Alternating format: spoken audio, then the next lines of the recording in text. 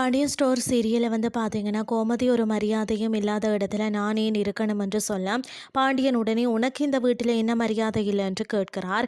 மேலும் அடுத்த நாடகத்தை ஆரம்பிச்சிட்டாள் என்று காந்திமதியை பார்த்து சொல்கிறார் பாண்டியன். பிறகு கோமதி ஓ நான் நல்லா நடித்தால் இங்கே எனக்கு என்ன விருதா தரப்போறாங்க என்று சொல்லி கேட்கிறார்.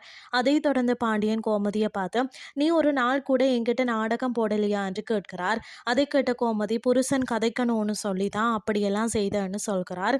அது ஒன்றும் நாடகம் இல்லைன்னு சொல்கிறார். மேலும் இனிமேல் நான் நாடகம் ஆடினேன் என்று சொல்றதுக்கு நான் இனிமேல் இங்கே இருக்க மாட்டேன் என்று கிளம்புகிறார்.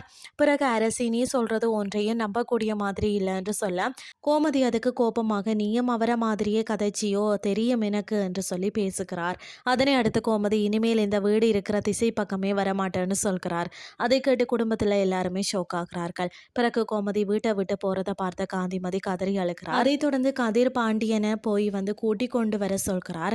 அதை கேட்ட பாண்டியனும் கோமதி பின்னாடியே போய் வீட்டிற்கு வர சொல்கிறார்.